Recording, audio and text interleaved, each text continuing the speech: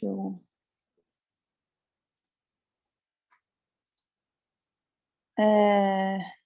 Queria agradecer a participação de todo mundo. Vocês estão... Deixa eu ver aqui. Estamos escutando bem, né? Meu nome é Marcele, sou médica de família e comunidade, falo aqui do Departamento de Gestão da Clínica. E queria já aproveitar para apresentar a Denise Ornelas, né, que vai iniciar a fala hoje. A Denise é médica de família e comunidade, médica do laboratório clínico do Hospital Albert Einstein, e trabalha na equipe junto do Dr. João Rebelo, né, coordenador do estudo de hepatites virais agudas, no qual Florianópolis, a rede municipal agora, né, está iniciando como centro participante. Denise, aproveito para te passar a fala. Obrigado pela disponibilidade. Então, bom dia a todos e todes, né? A gente está aqui, não só eu, mas o resto da nossa equipe, né? Tem a Carol, Ricardo, Roberta, Keti, César, que somos médicos e profissionais que atuam no projeto, nesse projeto EPAV. Espero que a gente consiga, né, trocar algumas impressões, e eu preparei aqui uma apresentação que é breve para a gente conversar sobre o que é o projeto e qual seria a participação, né, da rede de Florianópolis, especialmente aí dos profissionais que estão envolvidos, né, no contato direto com os usuários, com as pessoas que a gente cuida, e que podem, né, tanto ser participantes dessa pesquisa no sentido de colaboradores do processo de desenvolvimento, como também serem beneficiados por essa parceria que é o projeto PROAD, realizado entre o Hospital Albert Einstein aqui de São Paulo e os projetos PROAD do SUS, né, do Ministério da Saúde. Então, esse projeto ele surge justamente num contexto em que a Secretaria de Vigilância em Saúde do Ministério entende a importância do olhar e do cuidado para as hepatites virais no Sistema Único de Saúde, né, uma oferta aí de vários serviços que a gente vai revisar aqui brevemente, que o SUS já oferece, e o Departamento de Doenças de Condições Crônicas e Infecções Sexualmente Transmissíveis do Ministério da Saúde encomenda, então, né, um estudo de características clínicas e epidemiológicas para o Hospital Albert Einstein, mais especificamente para o laboratório clínico, que é onde a gente está atuando. A questão de combate às hepatites B e C, principalmente, ela vem de um olhar, né, que a Organização Mundial de Saúde já trabalha há muitos anos, e especialmente pensando na possibilidade de erradicação de uma doença, dessas doenças como doenças de transmissão infecciosa, que podem ser prevenidas por alguns insumos, como a vacinação, e podem ser tratadas com uso de medicamentos, além de outras tecnologias de prevenção combinada, como a gente vai ver ao longo da apresentação. No mundo, a gente tem países que têm regiões, né, mais críticas, como a Ásia e a África, em relação a uma alta prevalência, né, de hepatite B e C crônicas. No Brasil, a gente estaria, né, segundo esses mapas que a gente está mostrando para vocês aqui de fevereiro de 2019, dentro de uma lógica, né, de uma situação onde existe uma cadeia de transmissão mantida para essas duas doenças, e com uma prevalência não tão alta, mas uma prevalência importante aí de hepatite B e C, que a gente sabe que no processo de cronificação levam a várias possibilidades aí de ampliação de morbidade, necessidade de internação hospitalar, chegar até a necessidade de transplante hepático, né, de doenças que vão provocar aí transtornos alto custo para o sistema de saúde e também para as pessoas, obviamente, que estão envolvidas, afetadas. Esse ano, em 2022, então, o contexto geral é de que a gente comemora 20 anos da primeira Política Nacional de Hepatites Virais, né? O Ministério da Saúde, até a semana passada, fez um seminário onde revisou a história, onde revisou, junto com um grupo de usuários, né, a mobilização da sociedade civil organizada, profissionais de saúde que, historicamente, militam na área do combate às hepatites e buscando, né, o comprometimento do governo, dos estados e municípios aí, em relação a essa erradicação, né, ao cuidado específico para essa doença. E a gente sabe, né, que, principalmente em relação à hepatite B, o principal avanço é a gente ter A vacina recombinante, que hoje é produzida, né, no SUS pelo próprio Instituto Butantan, foi incluída aí no Programa Nacional de Imunizações já para recém-nascidos, já tem mais de 10 anos. Ela é ofertada a vários grupos vulneráveis não vacinados ou sem comprovação de vacinação anterior. A gente, apesar disso, tem, né, como em todos os aspectos de vacinação no Brasil, uma instabilidade da cobertura vacinal, principalmente no contexto, né, da pandemia da Covid em 2020, a gente teve aí acima de 20 anos para as populações que seriam convocadas a fazer a vacinação, um percentual abaixo de 40% da cobertura esperada. A gente tem um PCDT de hepatite B com infecções que teve sua primeira versão em 2008, a última versão, que é a que está sendo utilizada ainda, é de 2017, se encontra em atualização, né? Já passou aí por algumas fases, provavelmente em breve passa pela Conitec também. A gente tem um momento, né, vive um momento nesses últimos 7 anos de inclusão e disseminação dos testes rápidos no SUS para hepatite B e C. Florianópolis, nesse sentido, tem uma rede privilegiada por ser uma rede de atenção primária com uma cobertura altíssima, onde esses testes rápidos eles são descentralizados, eles são utilizados na prática, né, nas unidades básicas. Infelizmente, tem ainda municípios do Brasil que não têm essa realidade, esses testes ainda ficam concentrados nos centros de testagem anônima ou em outros, né, espaços de atenção especializada, de atenção urgência e emergência, mas a gente sabe que a ideia é realmente expandir essa possibilidade de testagem, porque é assim que a gente identifica o crônico e é assim que a gente interrompe a cadeia de transmissão quando a gente tem tratamento, né?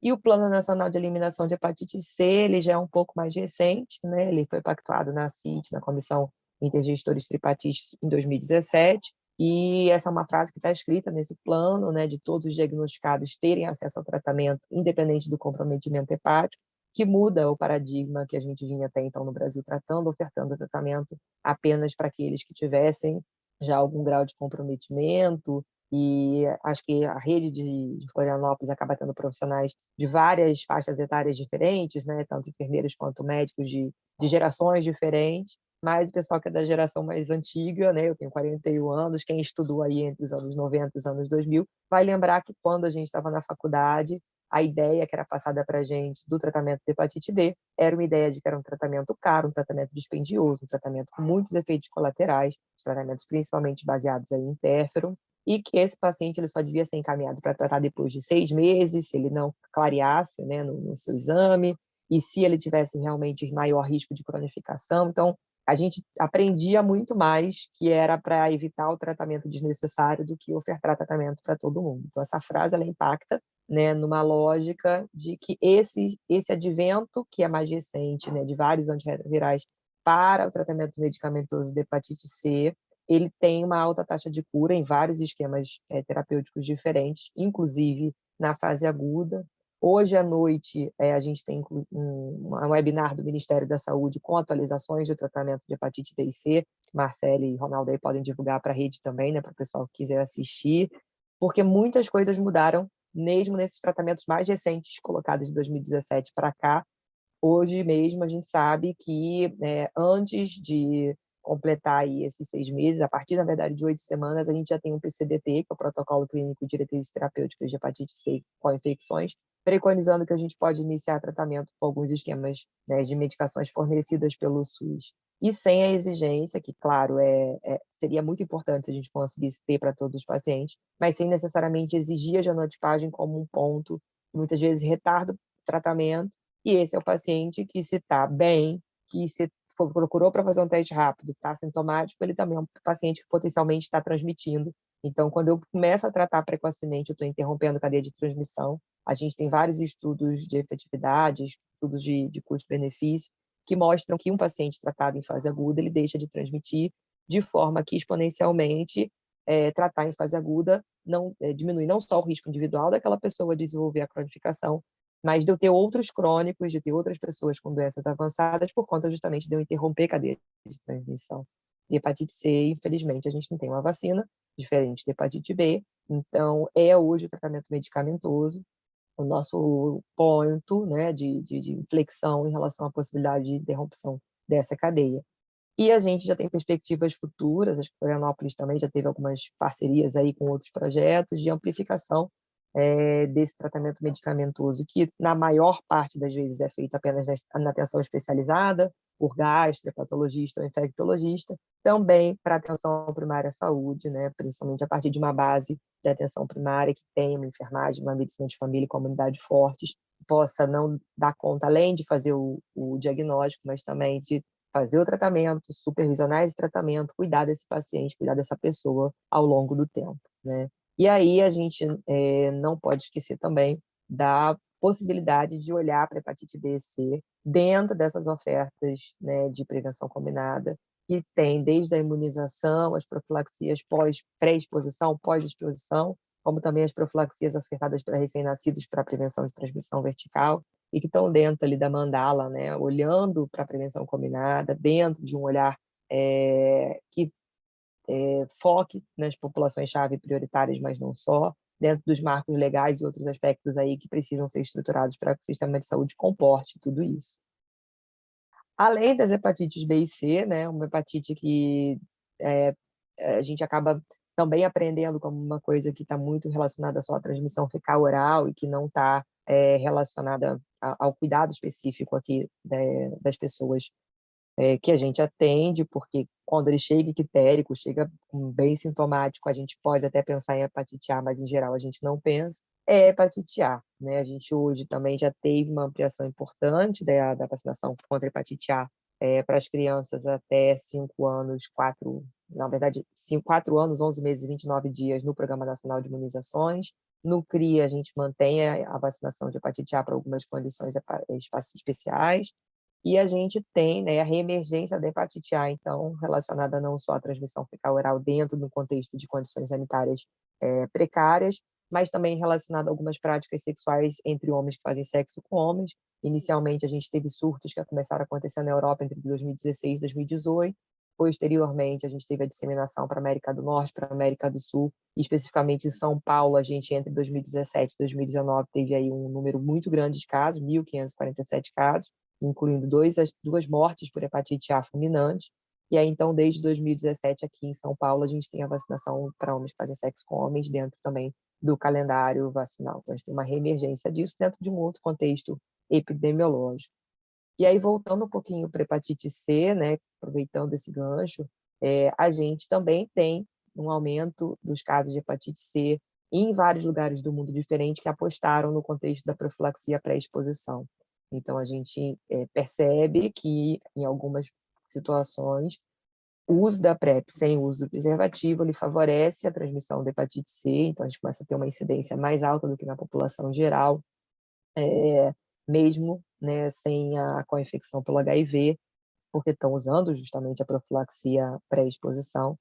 E no Brasil, também pelo contexto da Covid, a gente acaba ficando, como grande parte aí do mundo, com dificuldades de avaliar a manutenção dessas políticas e dessas ações na atenção primária por conta da pandemia da Covid.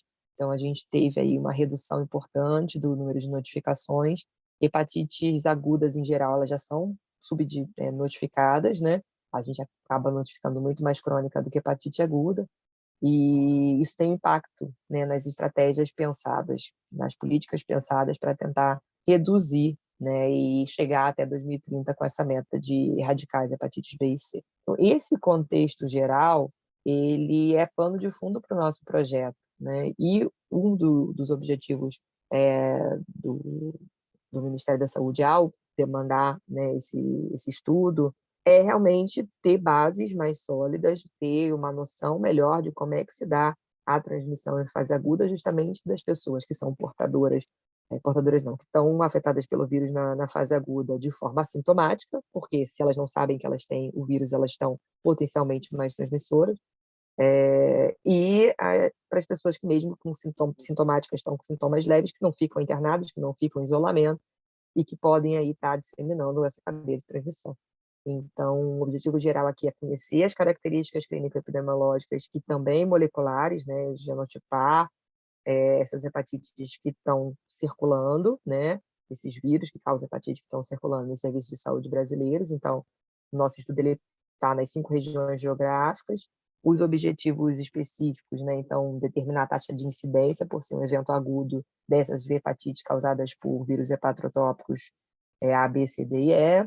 Também identificar outros agentes etiológicos que não necessariamente são primariamente hepatotrópicos, mas que podem estar circulando e causando hepatites virais. Então, a gente vai ver isso, né? Analisar os perfis epidemiológicos, sociodemográficos, fatores de risco, né, os determinantes sociais que estão envolvidos nessa transmissão dos agentes identificados, caracterizar genotipicamente os vírus. Então, uma coisa que é importante, né, se a gente consegue pegar pacientes realmente em fase aguda, a gente consegue pegar esses vírus para poder fazer genotipagem. Então, o tempo que a gente tem para identificar um evento de fase aguda, fazer a coleta do material biológico e fazer a genotipagem, ele é determinante para o sucesso do estudo. E a gente também aí tem o objetivo de comparar a etiologia entre os pacientes que estão co-infectados e que também não estão co-infectados pelo HIV. Então, é um estudo observacional, prospectivo, em que a gente vai fazer a coleta de dados demográficos, epidemiológicos e clínicos. A princípio, o principal material biológico que a gente usa é a soro e plasma, né? A gente coleta aí cerca de 6 tubos, 2 para coleta de soro, 2 e 4 para coleta de plasma. A gente faz aí uma coleta que é volumosa no primeiro momento, mas é uma coleta única durante o estudo, então o paciente ele só precisa se comprometer realmente a fazer essa única coleta. Nosso estudo ele só inclui pacientes acima de 18 anos, ou que já tenham 18 anos de idade, é um estudo em pacientes adultos, né? Apesar da gente ter aí esse advento também das hepatopatias, as hepatites agudas que aparecem em crianças esse ano, especialmente desde outubro do ano passado, né? Nesse contexto que parece estar associado a uma maior gravidade da Covid nessas crianças. Eles não estão incluídos no nosso estudo, então são maiores de 18. A gente tem um N amostral calculado, né? A nossa amostra total precisa de ter cerca de 2.280 pacientes.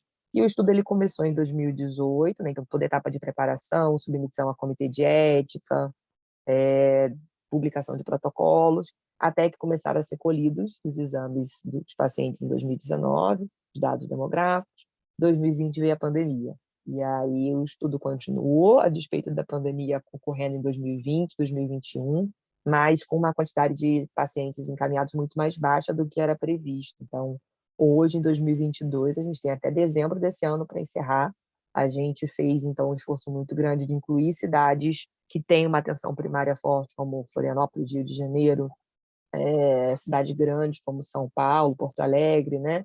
Para que a gente consiga tentar trazer os pacientes também da atenção primária, os pacientes que são casos geralmente leves, sintomáticos leves ou até mesmo assintomáticos, para o estudo, porque, em geral, a gente tinha ficado com os pacientes só restritos aos grandes centros hospitalares, os pacientes que têm hepatite fulminante, os pacientes que estão ictéricos e graves, já com insuficiência hepática, com doença geral. Então, a gente acabou tendo uma restrição grande por conta mesmo da gravidade durante a pandemia da Covid. A gente está tentando recuperar. E aí, Florianópolis entrou como uma grande parceira, né? Marcele é a responsável focal pelo nosso estudo aí na Secretaria de Saúde. A gente já tem uma outra médica, que é a doutora Magali, que está no centro colhendo, já participando do estudo desde muito tempo, mas aí pensando numa lógica mais de centro especializado, de atendimento secundário. Hoje a gente faz a parceria entre a Secretaria de Saúde e o centro dela, mas já temos a emenda que a gente fez a Conep, incluindo Florianópolis aí na fase de aprovação final,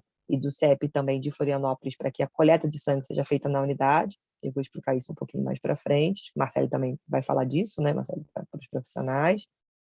Mas aqui para mostrar para vocês os nossos últimos dados atualizados do mês passado. Todo começo de mês a gente fecha, né? Então a gente estava aí com 1.035 pacientes, a gente já sabe que conseguiu mais cerca de 60 pacientes, está em 1.100 agora no início de julho. E a região sudeste, a região sul, são as regiões que a gente está tentando intensificar assim, esse olhar, porque a gente ainda está abaixo da meta do que a gente precisaria colher, né? E aí, pensando nos critérios de elegibilidade, você está com o paciente na sua frente, você é enfermeiro, enfermeira, médico, médico, médice, o que você faz quando você tem esses pacientes que você pode pensar de dizer para ele que existe um estudo? né? Quais são os quadros que a gente vai imaginar que possam ser pacientes que teriam hepatites agudas que poderiam participar do projeto. O caso dos sintomáticos ictéricos, teoricamente, é o mais fácil, né? Porque são pacientes que marcadamente têm os comemorativos como icterícia, febre, mal-estar, náusea, vômito, mialgia, colúria, colia e uma elevação de aminotransferase que sugere hepatites virais. A icterícia é bem marcante nesses casos, a gente acaba pensando bastante, né, em hepatopatia com a icterícia, mas são pacientes que, em geral, não chegam todo dia na UBS, são pacientes mais raros e são pacientes que, quando têm um quadro mais grave, acabam sendo encaminhados diretamente para a UPA, para outras portas. A gente começou o estudo pensando nesse paciente clássico, que tem uma elevação de transaminase na fase aguda de mais de 20 vezes o valor de referência, e hoje, ao longo do estudo, na verdade, esse valor de referência ele foi baixando de 20 para 10, depois para 5, e hoje a gente está trabalhando com 1,5 vezes, porque a gente acaba tendo um gap, né, entre o momento inicial do quadro e o momento que o paciente é encaminhado. Então, nem sempre a gente consegue pegar esse paciente com aquela elevação tão significativa que a gente esperaria. Mas, em geral, pacientes que têm esse quadro clínico e essa elevação de transaminases, de aminotransferases, eles são pacientes elegíveis ao estudo. O outro quadro, que não é tão clássico, mas que a gente pode pensar em hepatites virais, é um quadro no sintomático anictérico. Então, esse sintomático aqui a gente sabe que são quase todos que têm arboviroses, que têm outras viroses comuns aí na circulação, dependendo da região epidemiológica do país, né? E febre, mal-estar, náusea, vômito e mialgia é um quadro inespecífico para as hepatites, mas que, se acompanhadas de uma elevação de transaminases, pode ser sugestiva e pode ser pensada, principalmente se essa pessoa ela tem histórico de exposição ocupacional ou sexual, ou algum outro histórico que sugira contato, né, com pessoas que têm hepatite B, hepatite C, hepatite A, enfim. Porque dentro dessa lógica, a gente também tem que selecionar pacientes que não sejam só os que têm os vírus hepatotrópicos, né, o A, B, C, D e E, mas também pacientes que têm outros vírus que fazem sintomas, né, like a hepatites em sintomáticos anictéricos ou ictéricos. Então, esses pacientes também são pacientes que a gente pode pensar. A gente sabe que nem todos esses pacientes que chegam sintomáticos inespecíficos vão fazer dosagem de aminotransferase, mas quando por um acaso eles fazem, são pacientes que a gente consegue também colocar como pacientes elegíveis ao estudo. Então, a gente não incentiva que as redes peçam aminotransferase para esses quadros inespecíficos, não é esse o objetivo do estudo, né, de fazer a rede se onerar pedindo um exame que não é necessário, mas pensar que os profissionais que estão na ponta, quando veem esses quadros clínicos e associem a possibilidade tanto da exposição, do risco, da vulnerabilidade, pacientes que, por exemplo, não são vacinados para hepatite B, saber que são pacientes que podem também ter esse aspecto. E, normalmente, esse paciente é um paciente que a gente vai, se ele tiver muito sintomático, prescrever alguma medicação de alívio, fazer um atestado e aguardar, né? Mas, se for o caso desse paciente já ter necessidade de escolher outros exames, se for um paciente que tem, como eu coloquei aqui já insistentemente, históricos ocupacionais ou históricos de algum tipo de risco à não vacinação, também poder pensar nisso e oferecer para esse paciente a possibilidade de inclusão dele no estudo. Por último, duas situações que a gente tem trabalhado bastante dentro desse conjunto de tá sintomático, tá nictérico, só tem um pouquinho de elevação ali de aminotransferase. Será que esse paciente pode ter hepatite B e C? Para que eu vou fazer isso? Seria talvez o grupo que a gente pode olhar com mais carinho nas unidades básicas de saúde, por justamente a gente ter a testagem rápida, né, para hepatite B e C, e porque a gente acaba oferecendo em alguns serviços, a gente sabe que em Floripa vocês têm um ambulatório trans, né? Tem outros lugares que oferecem PrEP também, a possibilidade de pessoas que antes eram negativas para a hepatite B e C sabidamente, né, já tinham, né, exames negativos, em algum momento de acompanhamento positivo para hepatite B e C, como no pré-natal, como na PrEP, como na PEP. Então, são pacientes que aí a gente sabe que tem maior chance, né, nesses últimos 6 meses, terem tido hepatites agudas. A gente tem trabalhado hoje, principalmente por conta da PrEP, né, da profilaxia pré-exposição, com prazo de 90 dias. Então, a partir de 90 dias, tendo o exame negativo, se em qualquer momento esse paciente retorna para a PrEP e ele tem o exame positivo, ele já pode ser encaixado no estudo. Não precisa de esperar genotipar, não precisa de esperar fazer teste rápido, confirmar a hepatite C, após o teste rápido, não precisa fazer o segundo exame, não precisa deu o teste rápido positivo para ser, se ele tinha um teste negativo anterior, manda esse paciente para a gente poder também incluir no estudo. E para hepatite B, a gente sabe que, em geral, são pacientes também que estão nesses acompanhamentos, né, pré-natal, PrEP, PEP, a gente até vai oferecer a vacinação, então, pacientes que podem estar parcialmente imunizados, mas que também podem se converter ao longo desses processos, então, olhar para esses pacientes também com carinho, né? E aí, lembrando novamente, né, eu falei várias vezes, vou repetir, exposição sexual, ocupacional com elevação de transaminase, em achados aí, por exemplo, de exames de rotina, também podem ser indicativos, né, de pacientes que têm aí uma hepatite aguda em curso. Rapidamente aqui, só para a gente, então, passar para vocês qual é o fluxo que a gente usa. Então, na unidade de vocês, identificando o paciente de acordo com os critérios de elegibilidade, se tiver qualquer dúvida, vocês podem entrar em contato com a Marcele, vocês podem entrar em contato com a gente aqui no Einstein, vocês podem entrar em contato com a doutora Magali, enfim. Teve qualquer dúvida, achou que esse paciente poderia ser elegível, pode falar com a gente, porque aí, a partir desse momento, esse paciente ele vai ser comunicado que existe um estudo em andamento, que esse estudo é autorizado pelo Comitê de Ética, e que, basicamente, se ele quiser fazer parte do estudo, ele vai precisar colher sangue e vai assinar um termo de consentimento para participação num outro lugar, que não é a UBS nesse momento. A gente espera aí que até agosto e setembro as UBS já possam estar colhendo, né, Marcele, ou as UPAs indicadas, enfim, ela vai falar melhor disso, mas nesse momento eles teriam que se dirigir até um outro lugar para fazer essa coleta. Então, o papel do profissional que identifica é basicamente explicar para ele que existe um estudo sobre as hepatites agudas, que é do Ministério da Saúde, com o Hospital Albert Einstein, e que, se ele quiser participar, ele vai passar os dados do paciente para o centro. Esse centro participante, ele vai entrar em contato com o paciente, vai agendar, na conveniência do paciente, o melhor dia, o melhor horário para ele poder ir até esse centro.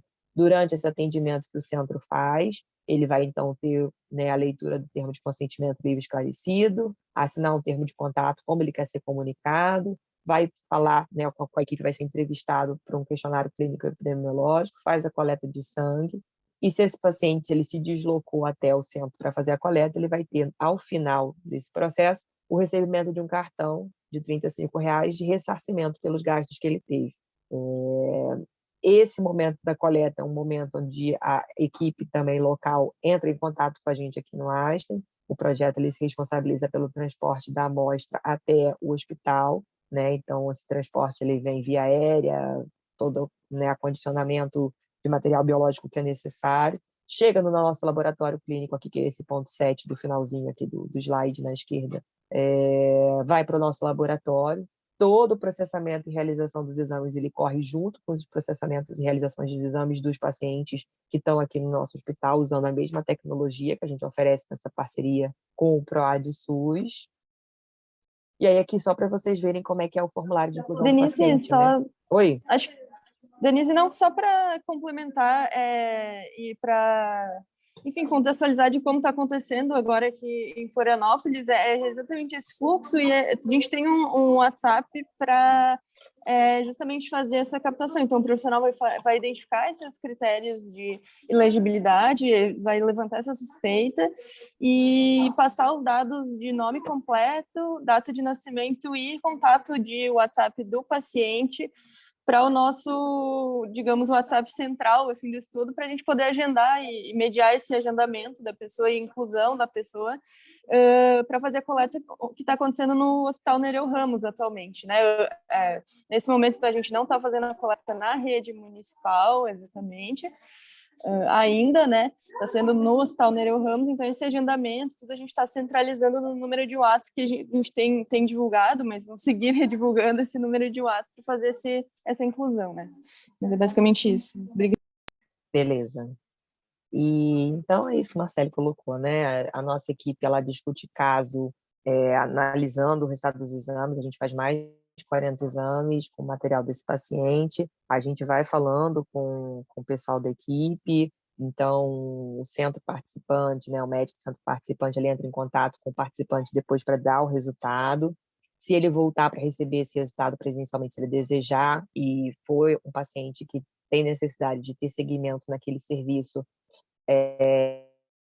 ele vai continuar acompanhado, então ele recebe esse último ressarcimento pelo resultado do exame, depois ele volta de acordo com a periodicidade, enfim, o que for recomendado para o tratamento dele. E, no final, o profissional lá do centro de participante vai preencher um formulário de desfecho, dizendo o que aconteceu com aquele paciente, se ele ficou em segmento, se ele fez tratamento para hepatite B, C, se ele tinha outro vírus, o que era, ele vai preencher esse formulário. E a partilha desse resultado do centro com o profissional que está na ponta, ela é feita mediante autorização do paciente, porque a gente tem que tanto responder pela Lei Geral de Proteção de Dados, quanto também em relação ao sigilo das informações médicas. Então, vocês encaminham o paciente para o nosso estudo, mas ele também continua encaminhado para o fluxo da rede, se ele tiver que passar com infecto, se ele tiver que passar com hepato da rede, gastro, enfim, o que a rede de cada município faz, você continua fazendo, independente dele participar do estudo, porque o estudo da nossa parte é a percepção dos dados, né, demográficos e fazer essa análise clínica epidemiológica junto com os relatórios laboratoriais, e o segmento ele é feito a partir da identificação do centro participante, de que aquele é um paciente daquele ambulatório, que deve ser seguido, que deve fazer um determinado tratamento. Então, as coisas acontecem em paralelo, né? Bom, os benefícios principais aí para os participantes, que eu acho que a gente tem que ressaltar, é o acesso, né, aos exames, e a gente tem aqui vários exames de genotipagens, exames como o viroma, né, que detecta até vírus que... A gente teve um caso, que não sabe, há vírus há um ano atrás, um ano e meio atrás, então a gente tem acesso a exames que normalmente as nossas redes públicas não oferecem. A gente acaba aumentando a sensibilidade ao diagnóstico das hepatites agudas e oferecendo tratamentos adequados quando a gente tem esse olhar, né? E quando a gente consegue fazer, né, esse acompanhamento dos casos em ambulatórios de centro de referência, e aí Marcele falou do Nereu, né? A doutora Magali, ela já era uma referência da rede, então esses fluxos em relação a como se encaminha, né, na agenda dela, como é que se pactua aí, é uma questão da regulação interna de Florianópolis, mas isso até aumenta a possibilidade de diálogo, né, entre esses serviços, e aí a gente pode chegar a ter um menor tempo de espera para consulta com o especialista, assim como ter o diagnóstico e o tratamento em um tempo mais oportuno no caso das hepatites virais, né? Daí aqui só para mostrar para vocês, a gente tem relatórios parciais de 6 em 6 meses que a gente faz com o Ministério da Saúde, só para vocês terem uma noção, quando a gente estava aí com esse N de 865 pacientes, grande parte dos nossos pacientes, eles, né, a imensa maioria tinha identidade de gênero hétero, orientação sexual heterossexual e local de residência em zona urbana.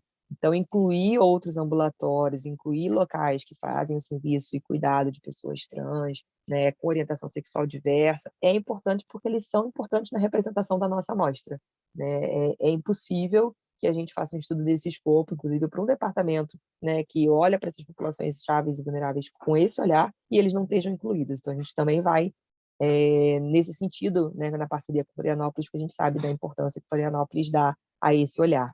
E a nossa distribuição de idade, então, varia aí entre os 18 e os 40 anos, tem ali como pico 40 anos, né? Estado civil, predominantemente pessoas que se declaram solteiras ou casadas, então a gente acaba não tendo muita diversidade também nessa amostra de condições não monogâmicas, digamos assim, ou que se colocam como relações preferencialmente monogâmicas. A gente tem aí, então, para vocês verem os critérios de inclusão, né? Uma grande parte dos pacientes eles são sintomáticos realmente ictéricos, mas a gente também tem bastante anictéricos e uma amostra significativa de assintomáticos anictéricos, que vem principalmente dos ambulatórios que fazem PrEP, para vocês verem um pouco das alterações dos exames bioquímicos, né? Então, o TGP, que é um marcador mais específico que a TGO, se a gente fosse considerar só os acima de 10 vezes, a gente só teria 25 dos pacientes incluídos no estudo com essa elevação tão alta. Então, vocês veem que a gente baixou ali para essa faixa do amarelinho, né, que é entre 1 e 1,5, justamente tentando ter uma inclusão maior. A gente tem uma frequência que é só por número, tá? A frequência de testes positivos para marcadores ou que sejam sorológicos IgM positivo ou para PCRs positivos, em que a gente tem uma circulação bastante grande das arboviroses causando hepatopatia, né? Então dengue, chikungunya. A gente também tem os vírus da família herpes, então Epstein-Barr, citomegalo, o próprio herpes simples. E aí a gente tem, né, dentro dos hepatites virais, hepatotrópicas clássicas, hepatite C realmente é o mais frequente no nosso estudo, depois a gente tem hepatite E, hepatite A e depois hepatite B, que é o que a gente espera pensando no contexto da vacinação, né? HIV, a gente sabe que dentro da fase aguda ela também pode provocar hepatopatite, então a gente tem alguns pacientes, uma amostra significativa de pacientes no estudo, e bem menos de malária, enterovírus, coisas menos frequentes, toxoplasmose. Daí aqui esse é um dado bem preliminar ainda, ele não está tratado, não tem significância estatística, tá? A gente está só mostrando para vocês resultado preliminar em relação à frequência, que realmente parece haver, né, como é a tendência da literatura internacional, mostrar que a frequência de hepatite C dentro de uma orientação sexual não hétero, ela passa a ser mais frequente. Então, a gente começa a olhar isso com carinho, esse é um dado que a gente vai trabalhar bastante no estudo, porque parece ser um achado que é correspondente ao que a gente já tem no cenário internacional. Chegando aqui ao fim da apresentação, então, né, para vocês conhecerem a nossa equipe, lá em cima está o nosso coordenador médico, Dr. João Rebelo Pinho, ele é aqui médico patologista do laboratório do Albert Einstein, mas também é do Departamento de Gastroenterologia da Faculdade de Medicina de São Paulo. Daí temos aqui, né, todo o resto da equipe, a gente tem 3 médicas de família e comunidade, a gente tem o epidemiologista, tem a Maíra, que é do laboratório clínico, tem uma equipe aqui, um timaço de biomédicos, né, que fazem parte aí do contexto da pesquisa. A Cat, a nossa doutoranda, que trabalha com o projeto, está fazendo doutorado nele, o Ricardo, que é especialista em CEP, a Roberta, que é super especialista em biologia molecular, a gente tem bolsistas, né, que é a Michelle, a gente tem o pessoal da parte administrativa, que sem eles a gente também não faz o projeto, a gente tem a Thaís, que é estatística, tem bioinformata, tem analista laboratorial, o Peter, que é o nosso laboratorista aí para pesquisa, tem cientista de dados, então é um super time para que a gente consiga ofertar, né, o estudo e devolver para a população, que é quem paga o imposto e que,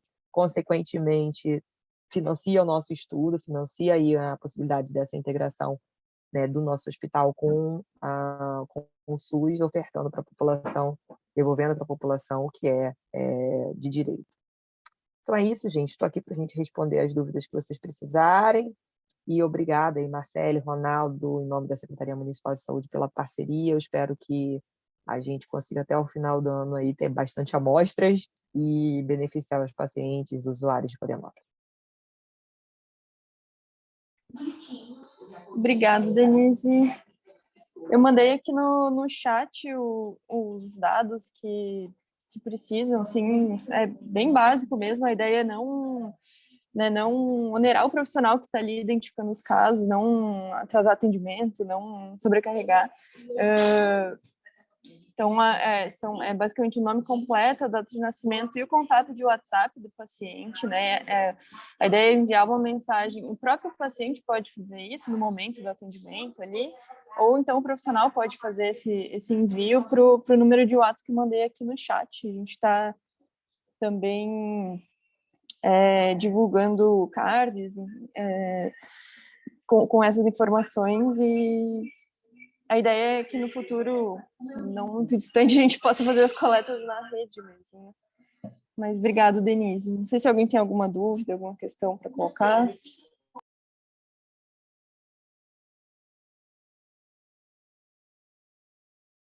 Bom, tudo bem, pessoal? Queria só, Denise, acho que agradecer, né? Eu acho que é um desafio aí também para todo mundo fazer pesquisa no SUS, nos contextos atuais que a gente vive, né? Floripa tem 20 profissionais aqui, todo mundo tem sofrido bastante, como imagino, em vários locais, por N questões, né? E também por dificuldades de falta de profissionais e tudo mais, e rotatividade. Então, é um grande desafio, né? Manter as pessoas sabendo com a informação e podendo estar dispostas a contribuir, né? Então, acho que essa é a grande questão, mas é também, ao mesmo tempo, algo que eu acho que fortalece, né? Sempre, a gente está aí, ó, acabamos de ter um momento aí de troca de informações bem importantes, e eu acho que isso vai contribuir também, né? E eu acho que uma coisa bem que a gente vem discutindo ali com a Marcele, né, que eu acho que agora clareou um pouco, que ajuda um pouco a gente pensar também em que situações, né, na atenção primária a gente vai ter casos que fecham critérios para essa pesquisa, né?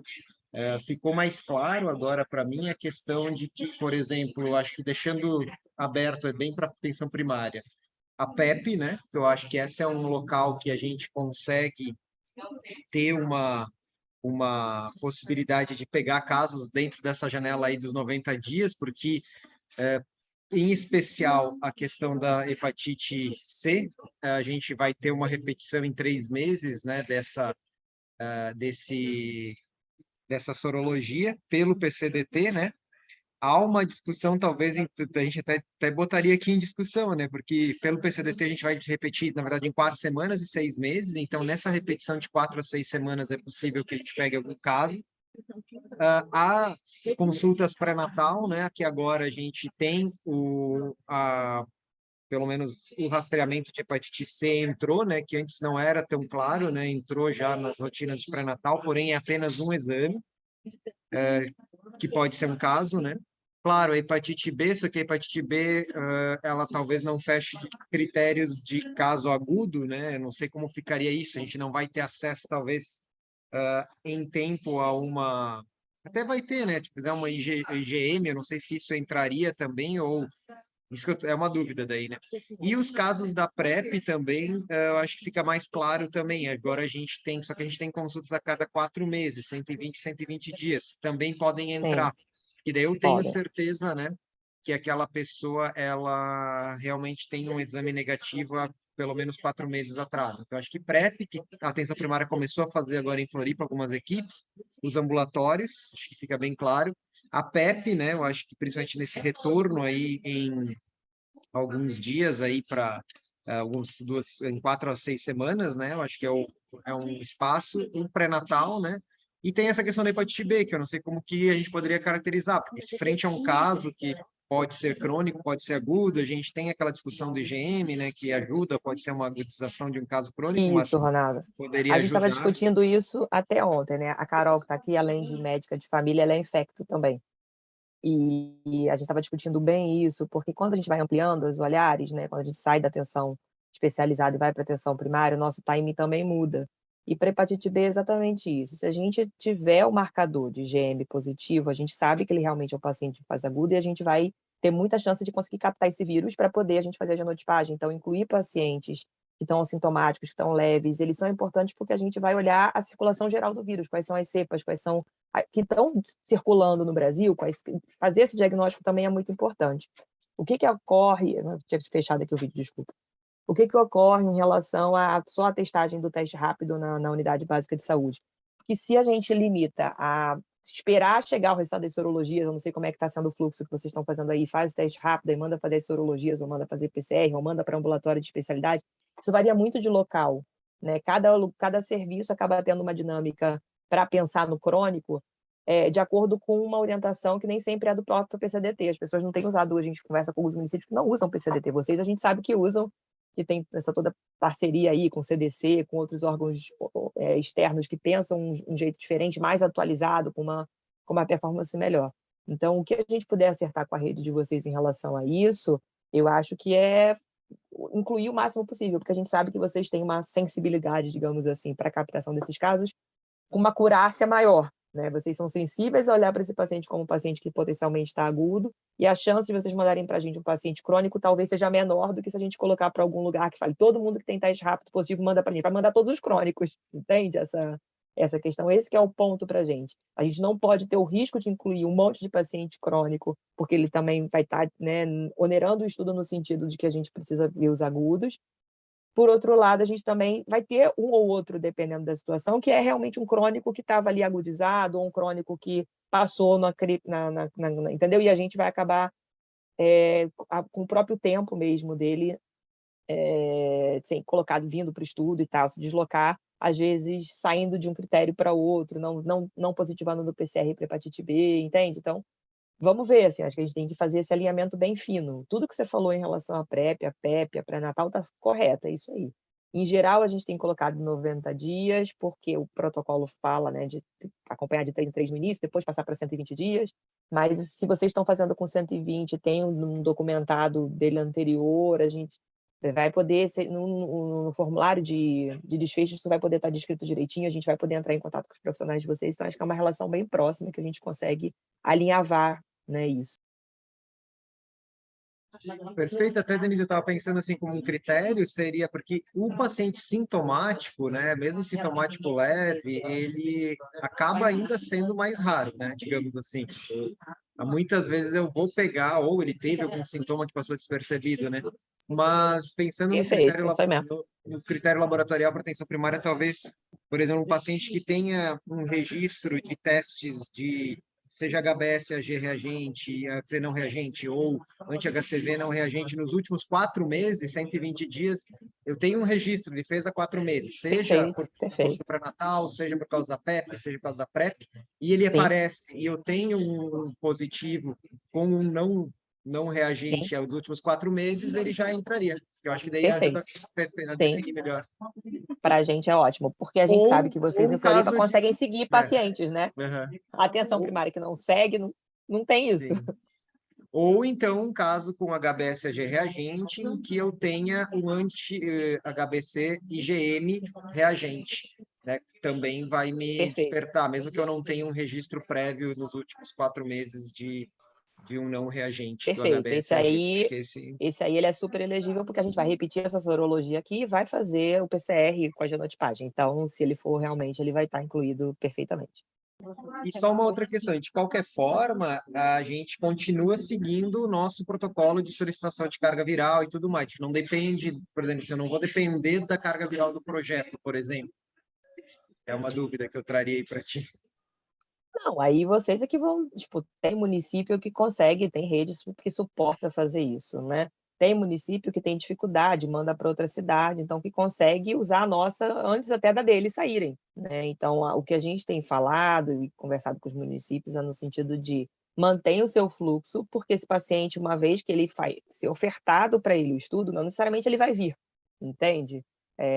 Ele pode não querer participar do estudo, ele pode marcar um dia e não ir fazer a coleta. E aí como é que fica a continuidade do cuidado dele? Então, o estudo ele não garante a continuidade do cuidado desse paciente. Essa é a nossa maior preocupação quando a gente fala que vocês precisam continuar seguindo o protocolo básico de vocês, porque o estudo ele é pontual. Por mais que ele venha uma primeira vez, que ele venha uma segunda vez, até se ele quiser buscar o resultado do exame. Ele também não é obrigado a vir buscar o resultado do exame. Se ele não quiser ir voltar no centro para buscar o resultado do exame, o que a gente faz? Como é que a gente amarra ele, entende, Ronaldo? Então, nesse sentido é que a gente entende que não. Agora, se vocês acharem que para vocês é possível conciliar com cuidado, nele estando no estudo e pegar esse resultado e utilizar ele para o tratamento dele, isso também passa por uma conversa de um profissional que está acompanhando ele com o paciente. Fala, ó, eu não vou te pedir os exames aqui da nossa rede, porque você já vai fazer por lá, mas você tem que me dizer, você quer fazer mesmo? Se você não for... E aí eu acho que isso cria uma delicadeza também no processo clínico, né? Talvez dê uma complexidade que não é o que a gente quer para onerar o profissional com mais um problema, porque aí você vai estar jogando para ele uma regulação de uma situação que não era necessariamente dele, porque o papel dele ali seria só apresentar o estudo e manter o paciente na linha de cuidado que vocês usam. Então, acho que tem que ser pensado esse refinamento aí com vocês, com o que vocês vão achar melhor. Porque se ele está colhendo dentro da própria unidade, ele vai colher para o projeto e vai colher ao mesmo tempo para vocês. Entende? É diferente dele estar colhendo na sua unidade e indo a outro centro colher sangue também. Ele está entendendo que são 2 amostras diferentes. Mas a partir do momento que ele for colher aí dentro da unidade, se você garante na coleta dele, espera a carga viral do nosso estudo e não onera o município com isso, por exemplo, entende? Porque o nosso resultado aqui sai realmente em tempo real, ele é bem rápido, né? É muito raro um resultado de exame aqui atrasar, não sei quando tem alguma falta de insumo de alguma coisa, mas é tipo dias, entendeu? Então, o que ele vai fazer pelo estudo, você vai ter acesso. E se você está colhendo dentro da unidade, se for fazer parte do processo de cuidado dele, como não são muitos pacientes, eu consideraria possível de utilizar. Mas aí depende muito da forma de gestão de clínica de vocês, né? Eu não consigo... É só uma opinião. Posso fazer uma pergunta? Por mim. Bom dia, gente. Meu nome é Marcos, eu sou médico de família e comunidade no Centro de Saúde da Tapera. Obrigado, Denise, pela apresentação. Na verdade, assim, uma dúvida é, esses critérios de elegibilidade, assim, tem como, não sei se já tem algum documento que possa estar enviando para a gente, até acho que para conseguir estar repassando, né, para os colegas, assim, médicos e enfermeiros da unidade, para a gente fazer, às vezes, em reuniões de equipe, assim, a gente acaba fazendo algumas apresentações. E aí, até dentro do que fizeram uma pergunta ali no chat, né, que também ficou um pouco minha dúvida, nesses casos sintomáticos, né, então a gente já faz o primeiro, para ser encaminhado, precisa ter, né, ter um exame rápido, teste Não. rápido de positivo Isso. ou não, ou mesmo sem ter, eu já encaminho, Pode né? encaminhar. Sintomático, assintomático, ou tipo, você tem o critério principal do estudo, assim, a definição do paciente elegível, é basicamente o paciente que tem elevação de transaminase e alguma outra situação faz com que a gente pense clinicamente que ele é um paciente portador de hepatite. Então, no caso do sintomático quitérico, é quadro clássico. Aumentou TJ-TGP, tem icterícia, ele vem. Quando é que eu vou excluir esse paciente? Às vezes vocês vão ter noção, e é muito provável, né, que você encontre vez ou outra um paciente quitérico que seja de uma causa não infecciosa, que seja um câncer, que seja uma situação, né, de uma colecistopatia. Então, assim, isso pode acontecer e esse paciente não vai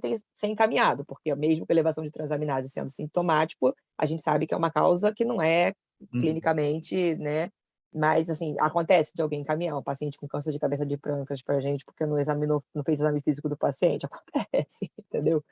E, eventualmente, na nossa amostra, a gente tem pacientes que são causas que não deveriam estar, mas que acontece, mas não é prioritário encaminhar esse paciente. Agora, o assintomático anictérico, em nenhum momento a gente fala assim, tem que ter o teste rápido positivo, entende? A gente fala no sentido de que, se ele tem elevação de transaminase, exposição de risco, você pensou que ele pode ter hepatite, você pode encaminhar. Se tiver o teste rápido para a gente, é melhor no sentido de a gente aumenta a acurácia desse encaminhamento, e aí a gente já vai olhar para esse paciente com um olhar realmente, né, que é diferente, porque a gente está procurando, a gente quer aumentar a nossa corte de hepatite C e hepatite B dentro desse contexto que eu mostrei para vocês. Então, nos critérios principais do estudo de elegibilidade, não está falando que a gente tem que ter um teste rápido para todos esses casos, ao contrário, né, elevação de transaminase, mais quadros clássicos, ou a questão do assintomático com vínculo de exposição, porque no nosso questionário clínico epidemiológico tem isso. Agora, pensando nas particularidades de Floripa, que vocês estão fazendo PrEP com atendimento de 120 dias e tal, talvez, Ronaldo, a gente possa montar um protocolinho específico daí, até porque como a gente vai passar no CEP de vocês também, aí a gente já coloca no subprojeto essas outras possibilidades de inclusão, né? E aí a gente manda para vocês, Marcos, que eu acho que fica bem atualizado para a situação de Floripa, né? Como Floripa funciona. E às vezes acontece também, por exemplo, uma coisa que é comum.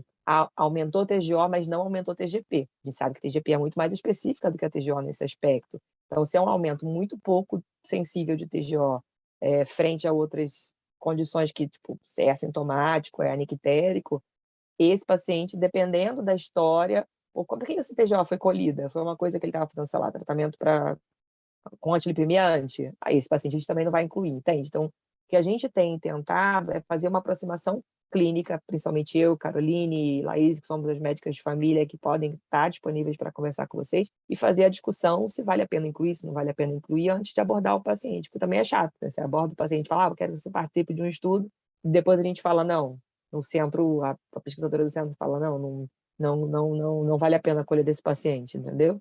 Então, é uma coisa que a gente precisa refinar mesmo.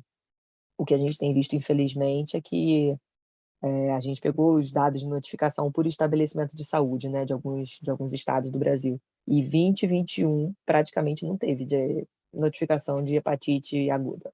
Zero, assim, zero. É muito bizarro, assim, uma coisa muito, né, crônica, a gente acaba vendo um pouco mais, mas hepatite aguda caiu muito, muito, muito mesmo. A Marcele falou que já enviou os cards que a gente tem, né, de divulgação dos critérios. A gente pode, claro, ampliar isso com a realidade de Floripa, como a gente está discutindo hoje, mas o basicão ela já mandou aqui. Isso, os critérios mais amplos ali, eu encaminhei de novo aqui no chat, mas a gente vai estar adaptando, né? Coloquei aqui no chat, Gabriela. Não sei se depois eu posso divulgar, qualquer coisa você pode me pedir de novo pessoalmente, mas está nos grupos de WhatsApp também, a gente pode remandar nos grupos de WhatsApp. Mas é bem importante isso, a gente ir adaptando também agora com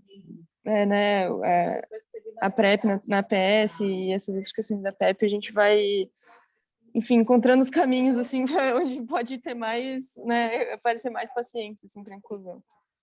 E a coleta pelo município também, né? Mas obrigada, Denise. Não sei se mais alguém tem alguma dúvida, Ronaldo, alguma outra colocação. Eu também não sei se tem alguém da nossa equipe que quer falar alguma coisa, né? Se vocês quiserem aí.